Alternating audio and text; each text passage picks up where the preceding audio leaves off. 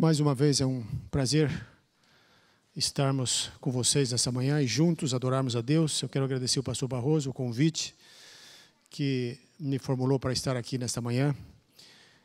E é um privilégio estar aqui para a gente juntos estudarmos mais um pouquinho do livro de Daniel. Não vou tomar muito tempo, porque eu não quero que vocês tenham uma indigestão com Daniel.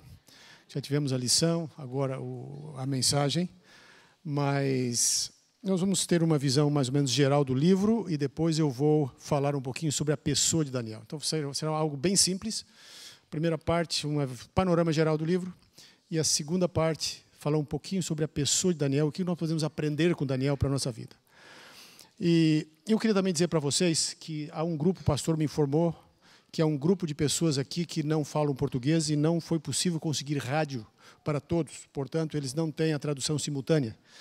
Então, me foi solicitado para, de vez em quando, dar uma pincelada em inglês, pelo menos uma sinopse do que eu estou falando aqui, para o benefício daqueles que não entendem a nossa língua, e assim eu farei. To those who do not speak Portuguese, I want to tell you that once in a while I will give you an idea of what I'm talking about, so that you can be on the same page as the rest of us, okay? Who are here, who are visiting us, who need English from me now, okay? Okay, I'll be happy to do that, so you can follow up as we go through the book of Daniel. O livro de Daniel começa com derrota e começa com tragédia. Primeiro capítulo, as primeiras palavras é derrota. Nabucodonosor vai a Judá, derrota os judaítas, derrota o rei de Judá, entra no templo, toma vasos do templo, leva para a Babilônia, também toma alguns do povo, alguns cativos e leva para a Babilônia. Tudo indica no primeiro verso, primeiras linhas de Daniel, de que o povo de Deus agora é perdedor, de que o Deus de Israel, o Deus de Judá, é um Deus derrotado. Mas o mesmo capítulo diz que isto aconteceu porque Deus entregou Joaquim nas mãos de Nabucodonosor. Então, há 4 grandes perdas que são declaradas no primeiro verso de Daniel. E eu vou falar sobre elas agora. The book of Daniel begins with defeat, with a very negative note in which God's people are in the hands of the Babylonian.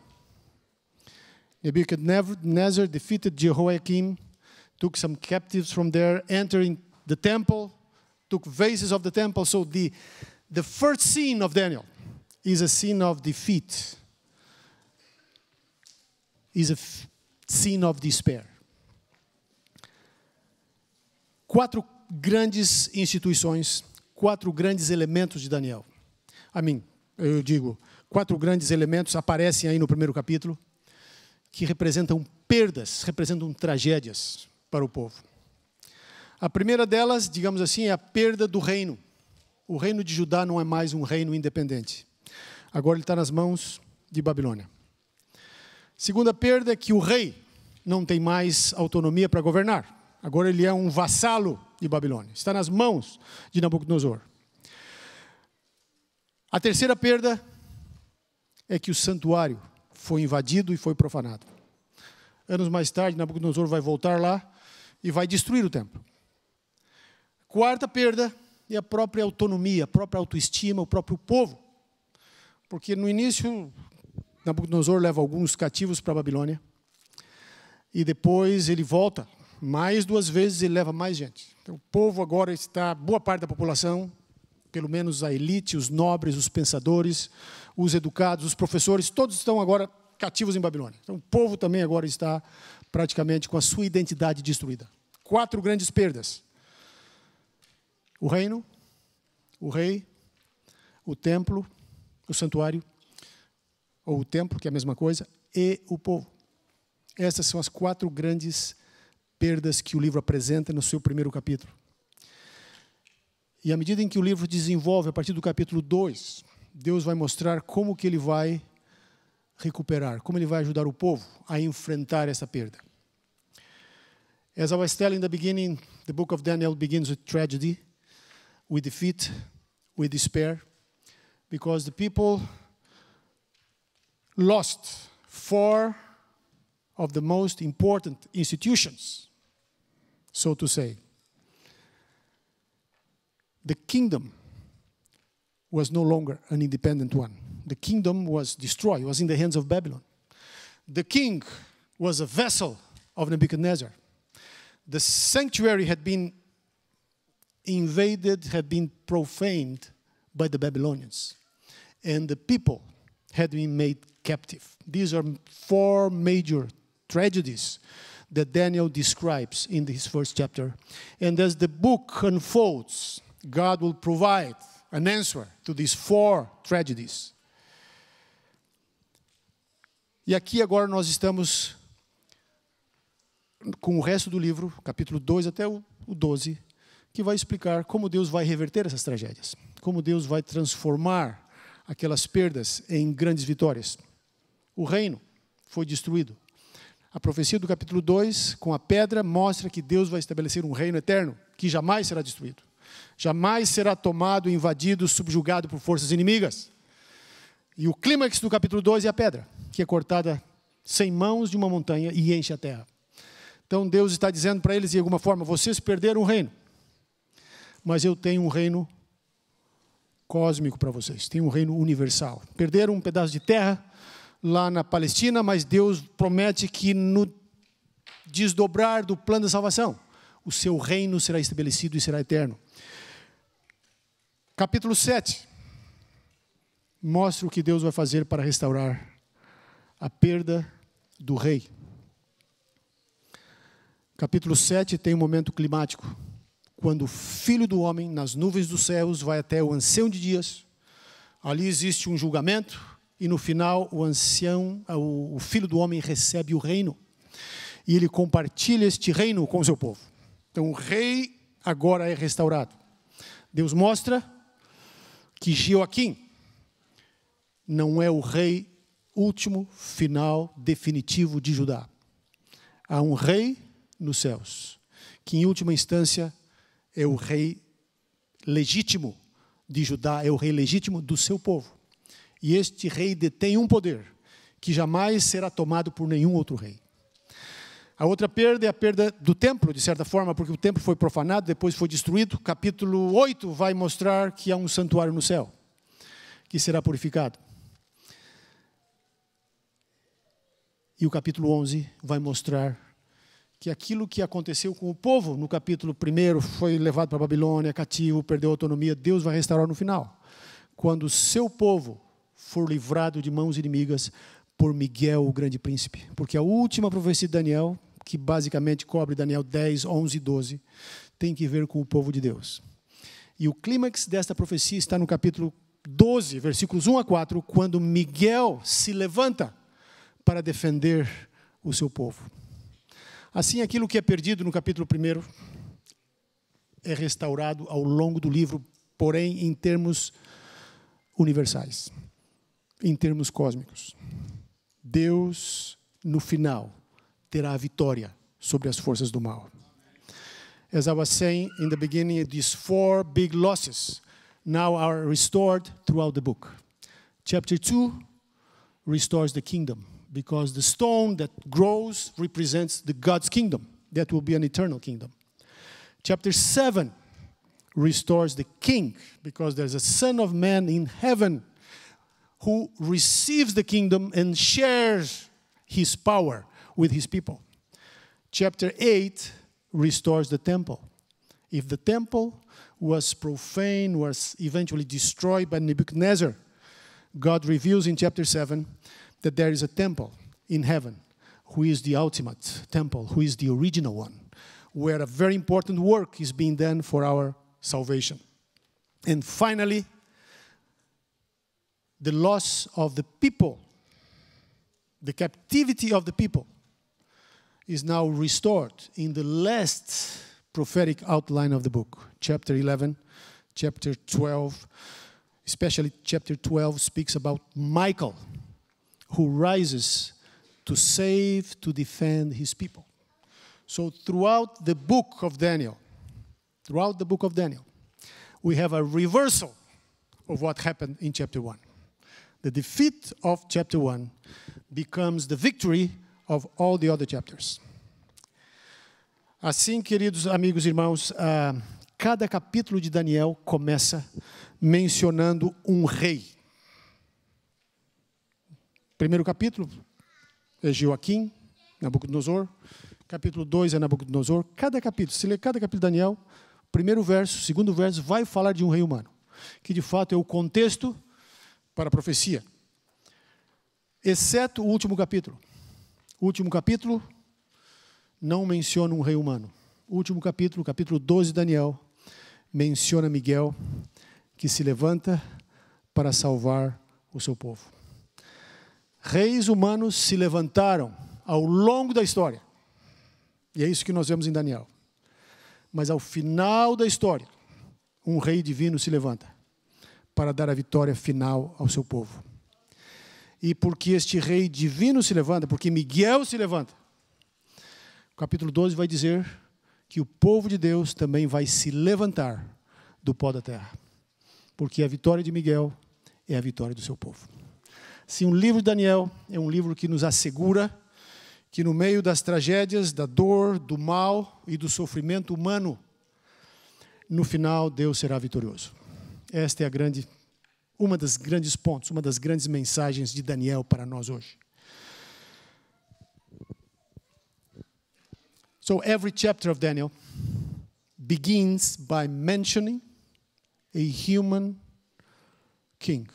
It begins in chapter 1 with Nebuchadnezzar, Jehoiakim. Chapter 2, Nebuchadnezzar. Chapter 3, chapter 4, Nebuchadnezzar. Chapter 5, Belshazzar, and so on and so forth. Every chapter, if you open your Bible, check a chapter, the first verses or the first verse will mention a human king. But when we come to the last chapter, there is no human king there. There is Michael, the great prince that rises to save his people. And because Michael rises, his people will rise from the dust of the earth. So Daniel is a book that speaks about God's victory over the forces of evil. Daniel speaks that in the end, God will establish his kingdom.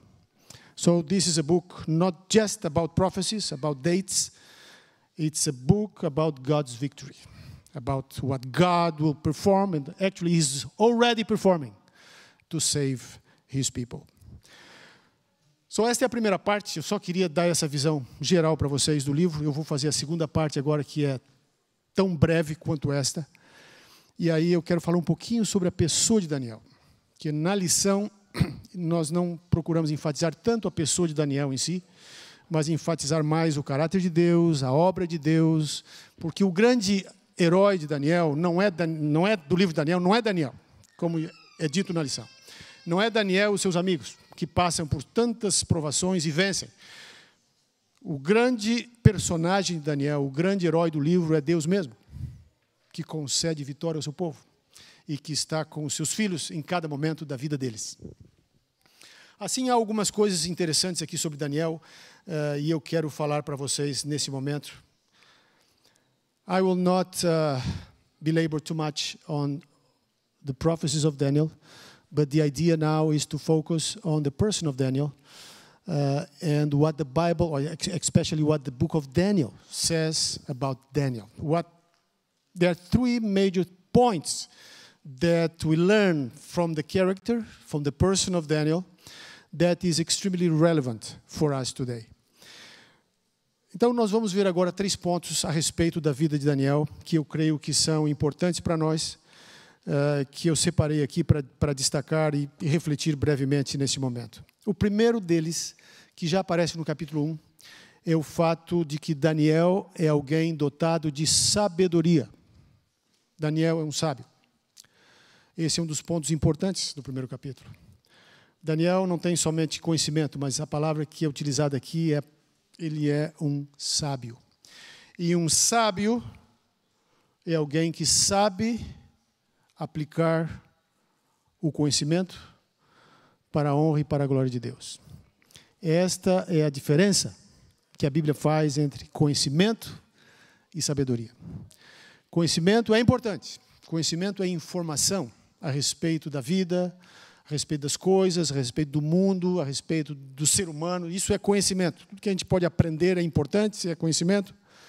Mas como esse conhecimento pode ser transformado em algo relevante, que nos aproxime de Deus, que nos ajude a honrar a Deus, isto então é sabedoria. E Daniel é descrito no primeiro capítulo como um homem sábio, e depois nós vamos ver ao longo do livro que essa sabedoria vai aparecer em vários pontos. Mas esse é um dos grandes atributos de Daniel aqui nesse livro, e que nos leva a sentir vontade de imitá-lo. Daniel era um sábio. Por que a história de Daniel está aí? Por que tem a história de Daniel, dos companheiros dele, e o que eles passaram na fornalha, o que eles passaram na cova dos leões, no caso de Daniel? Por que tem a história de Nabucodonosor, de Belsazar? Essas histórias, elas estão completamente integradas com as profecias. Porque as histórias, elas reforçam a mensagem da profecia. As profecias falam sobre a soberania de Deus, sobre o poder de Deus, sobre o amor de Deus. As histórias estão aí para ilustrar na experiência de Daniel e seus amigos de que isso é verdade. Aquilo que aconteceu na vida deles vai ser a experiência do povo de Deus vivendo no tempo do fim. Assim como Daniel foi um sábio ali em Babilônia, e ele conseguiu resolver muitas questões ali com a sua sabedoria, lidando com todas as situações do palácio, recebendo de Deus sabedoria para lidar com as crises. O povo de Deus, no final da história, quando a gente vai no capítulo 11, que fala do tempo do fim, uma das características do povo de Deus é que eles serão sábios e vão conduzir a muitos na justiça. Como que nós podemos ter certeza disso? Porque já tem a história de Daniel, dos amigos. Aquilo que Deus fez por eles, vai fazer por nós. Então esse é o primeiro grande, digamos, aspecto do caráter de Daniel que nós vemos no seu livro. Daniel tinha sabedoria que lhe foi dada por Deus. So one of the first, and I will speak about three major traits of character that Daniel shows in his book. And the first one is wisdom. And there's a difference between wisdom and knowledge. Knowledge means information, data. Whatever you can collect to better understand the world, better understand the human being, better understand culture, we can call this is knowledge. And this is very important. However, only wisdom can make this knowledge relevant to life. Only wisdom can turn information into happiness. Only wisdom can turn knowledge into something that can glorify and honor the Lord. And Daniel showed this capacity to turn his knowledge, all the information he got from his education, into wisdom to honor the Lord. And the story of Daniel is here to show that as God gave wisdom to Daniel in Babylon, God will give wisdom to his people in the end time. And it's not by chance that in the final chapter of Daniel, when the book speaks about God's people in the end time, it speaks about their wisdom. The wise, those who bring many to justice, to righteousness, they will shine like the stars forever and ever. So the traits of Daniel and his friends are just a model, are just an anticipation of the character of God's people living in the end time. O segundo aspecto que eu gostaria de destacar para vocês aqui no livro de Daniel é a oração. Isso fica muito claro através do livro. Que todas as vezes que Daniel se confronta com uma situação que não tem solução humana, toda vez que ele entra num beco sem saída, o que ele faz? Ele ora. Existem inclusive livros, teses doutorais, discutindo, analisando, mostrando a importância das orações de Daniel. A oração do capítulo 9 é uma das orações talvez mais importantes da Bíblia e foi feita por Daniel. Vocês vão chegar lá na lição. A oração do capítulo 9 de Daniel é uma oração intercessória, em que Daniel confessa o pecado do seu povo, em que Daniel se identifica com o povo e intercede por eles. Então, se há algo importante em Daniel que nós aprendemos, é que ele era um homem de oração. Ele era uma pessoa de oração e que não estava disposto a permitir que nenhuma circunstância humana interrompesse a sua comunhão com Deus. Por exemplo, o que acontece no capítulo 6 de Daniel, que é uma lição futura. O rei fez um decreto que ninguém podia adorar, ou pedir para nenhuma outra entidade, nenhum outro Deus, a não ser para o rei. E Daniel se recusou a obedecer. E ele abriu a janela do seu apartamento, da sua morada lá, e orou para Jerusalém. Por isso que os inimigos dele viram que ele estava orando. Eu me pergunto, se eu tivesse no lugar de Daniel, eu talvez teria continuado orando, mas eu fecharia a janela. É muito simples, não é verdade? Fecha a janela e continua fazendo sua oração. Mas para Daniel, fechar a janela seria uma demonstração de covardia diante daqueles que o estavam perseguindo. Ele precisava demonstrar para eles que, não obstante o decreto do rei, ele continuaria orando para o Deus dos céus. Porque se ele fechasse a janela, os inimigos deles poderiam pensar, bem, ele entrou na onda, ele também está não está mais orando ao Deus verdadeiro. Mas para Daniel era importante demonstrar que ele continuava sendo fiel a Deus. Que fidelidade para ele não era só algo pessoal, interior. Fidelidade para Daniel era algo que ele precisava mostrar para os demais. Tinha que ver com o seu testemunho e tinha que ver com a sua vida. Então esse é o segundo ponto que nós aprendemos com Daniel. Termos uma vida de oração, uma vida de comunhão com Deus. Sem vergonha de dar o nosso testemunho de que somos fiéis ao Deus a quem servimos. The second point that reveals something very important about Daniel's character is his life, or his prayer life. There are a number of prayers of Daniel that are mentioned here in Daniel. Sometimes it's just said that he prayed, but in chapter 9 there's a description actually of the contents of the prayer. And there we understand how committed was Daniel to his prayer life. In Daniel 9, he makes an intercession. He represents his people before God. He confesses the sins of the people. He recognizes that the people are there in exile because of their own sins. And now he intercedes and prays to the Lord for forgiveness. So this is one of the major lessons that we learn from the life of Daniel, is that prayer is important. Prayer is not something that we can just leave and put aside. It's indispensable for a healthy spiritual life, communion with the Lord through prayer. And I just mentioned that in chapter 6 of the book of Daniel, when there was a decree that everyone should pray only to the king and to no other God, no other entity, Daniel continued his prayer life uninterrupted. He even opened the windows of his house towards Jerusalem and prayed. And sometimes I wonder why Daniel did not close the window. It was very simple. Shut the window and continue your prayer. But Daniel could not do that because he wanted to make clear to all those who were against him that his loyalty to the Lord could not be changed even by a decree of the king. O terceiro ponto e último da nossa reflexão, que eu gostaria de refletir brevemente, que tem que ver com o caráter de Daniel, é o compromisso de Daniel com o estudo das Escrituras.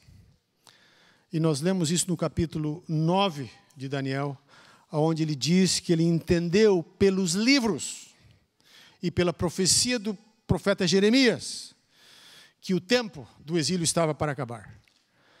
Quando ele fala em livros ali, depois ele fala profecia de Jeremias, nós entendemos que ele está se referindo aos livros da Bíblia que estavam escritos até aquele momento. Então, Daniel não tirava a sua sabedoria da sua imaginação. Ele tirava das Escrituras. E aqui eu creio que nós entendemos um dos grandes segredos do sucesso de Daniel. É evidente que a revelação dos sonhos, ali estava o poder sobrenatural de Deus sobre Daniel. Mas, não obstante isso, Daniel era um homem de oração e um homem de estudo da palavra. Ele não negligenciava o estudo da Bíblia até o ponto em que a Bíblia havia sido formada naquele momento. Ele estava lendo constantemente. E esse é um dos pontos que hoje nós precisamos talvez resgatar e enfatizar um pouco mais, porque com todos os recursos que nós temos aí de videoclips, de ter acesso a essas coisas no nosso celular, no nosso computador, nos nossos tablets, há sempre o risco e a tentação de esquecermos ou de negligenciarmos a leitura da Bíblia. A leitura é um processo extraordinariamente saudável para o cérebro. E se a leitura for a leitura da Bíblia, se torna ainda muito mais poderoso. Existem alguns estudos que mostram que a leitura aumenta a conectividade do cérebro. A leitura produz certos efeitos no cérebro que nenhuma outra forma de comunicação, de exercício pode produzir. Além do mais, a leitura nos ajuda a nos colocar no lugar dos personagens que a gente está lendo, porque força a imaginação. Ademais, a leitura também programa o cérebro. Ela aumenta, ela cria nova massa cinzenta no cérebro. Existem alguns estudos que dizem que a leitura ajuda a regenerar até mesmo alguns aspectos do cérebro. A leitura também nos ajuda e aumenta a nossa capacidade de memorizar as coisas. Ela nos ajuda a focar, ela fortalece a nossa capacidade de atenção. Então, se a gente não tem porque algumas pessoas talvez não possam ler, por alguma razão. Então, existe a Bíblia gravada, existem vários outros recursos que podem ajudar. Mas se alguém pode ler, não deveria negligenciar a leitura. Abrir a Bíblia e ler o texto bíblico, fazer o que Daniel fazia. Isso, além de ser extraordinariamente, tremendamente saudável para o cérebro, tem um benefício maior, que é algo que vai ser agora impresso na nossa mente pelo Espírito Santo. Porque todas as vezes que nós abrimos a Bíblia para estudar, podem ter certeza, o Espírito Santo vai estar ali, para nos ajudar a entender e nos ajudar a aplicar. Assim, Daniel dá esse tremendo exemplo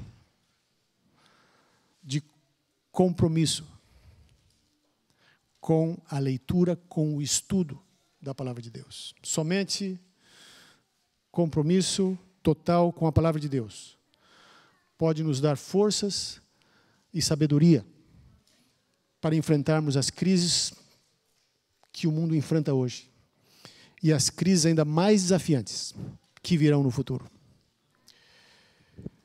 My last point is that Daniel was not only a wise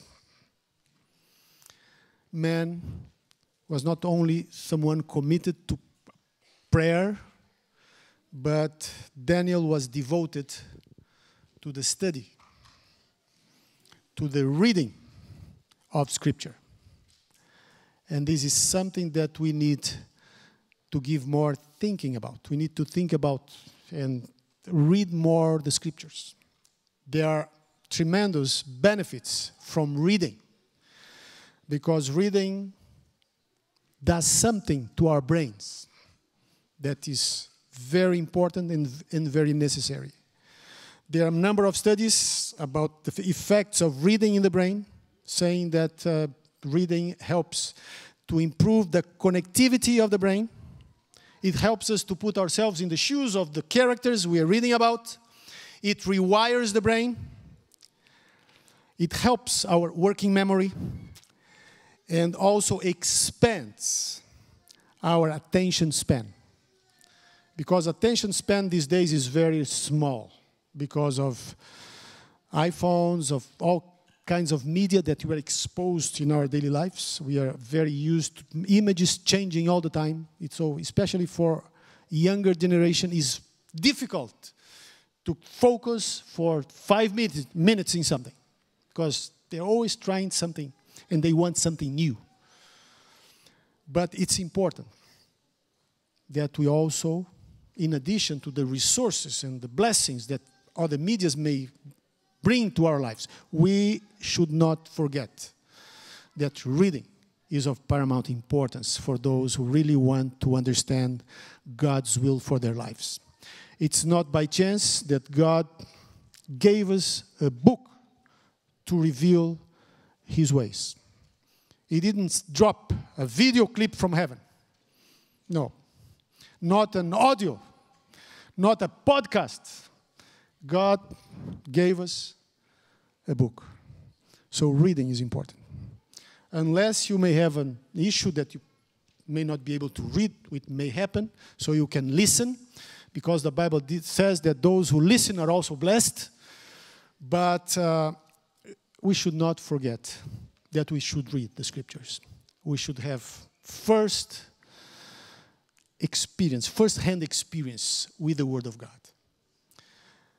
Às vezes, nós temos a tendência de, no estudo da lição, por exemplo, só estudar a lição e algum comentário. Mas é muito importante nesse processo de estudo das doutrinas da Bíblia, dos ensinamentos bíblicos, da lição da escola sabatina, que a gente vá à Bíblia e leia o livro lá na Bíblia, leia o que a Bíblia está dizendo. Quando a gente depois vai para a lição, a gente vai entender algumas coisas, talvez não estavam tão claras antes, mas esse é um processo que a gente não pode ignorar e não pode abrir mão dele. Precisamos ler a Bíblia e nós aprendemos isso de Daniel, com Daniel. So I was just saying that when we study our quarterly, we may be tempted to just study the quarterly, to the study guide, or some commentaries. But nothing replaces the study of Scriptures itself. Open the Bible, read it, and as you read it, the Spirit will be there to help you understand and apply its message to your life. Assim, queridos, a minha ideia aqui, nesses momentos, era só dar uma visão geral do livro, falar um pouquinho sobre o caráter de Daniel. E nós temos muitas coisas a aprender com Daniel, assim como com qualquer livro da Bíblia. Qualquer livro da Bíblia que fosse o objeto de uma lição da escola sabatina, teria a beleza e a riqueza de Daniel. Traria outras abordagens, outros ângulos para entendermos o plano da salvação, mas toda a Bíblia, do Gênesis ao Apocalipse, cada livro é importante. Cada um deles tem o seu lugar para revelar facetas, revelar aspectos do plano da redenção. Vamos fazer como Daniel. Vamos orar, vamos ler as Escrituras, vamos exercer a sabedoria que Deus nos dá para que nós possamos honrá-lo. Vamos transformar o conhecimento que adquirimos de diferentes formas, vamos transformar isso em sabedoria para viver vidas mais felizes e vidas que glorifiquem a Deus. Let us read the Scriptures. Let's develop our prayer life like Daniel. Let us live like Daniel. Let's change, let's turn our knowledge into wisdom so that we can live better lives. Lives that can make us happier, but above all, lives that can glorify the Lord, our Creator. May the Lord bless you all. It's my prayer, my desire. Amém. Que Deus bendiga a todos e que com o estudo da sua palavra nós possamos nos aproximar cada vez mais dele. Amém. Let us pray. Nosso Deus, nosso Pai, louvamos o Teu nome, te agradecemos porque Tu nos revelaste Tua vontade através das Escrituras. E através desse livro, nós podemos conhecer a Tua vontade para a nossa vida. Através desse livro, nós podemos entender e interpretar a realidade que nos cerca. E através desse livro, nós podemos nos preparar para um dia vivermos para sempre contigo. Toma-nos em tuas mãos, continua abençoando esta igreja, abençoando a cada um dos oficiais dessa igreja, abençoando o seu pastor e nos guiando a todos nos teus caminhos até aquele dia quando Jesus vai nos receber nas mansões eternas. Despede-nos agora na tua paz, em nome de Jesus. Amém. Amém. Por favor, sente só um minutinho. Eu queria chamar aqui a Emily e chamar seus diretores do clube, o Gladys e a Leia. Nós queremos entregar o certificado dela e assim estaremos encerrando o nosso culto de hoje. Agradecidos pela mensagem, por vocês terem estado conosco e pedindo sempre que Deus os abençoe muito.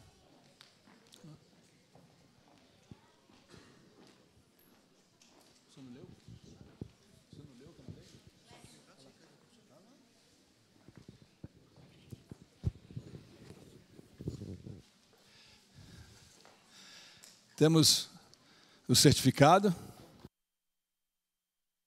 Também uma lembrancinha, né?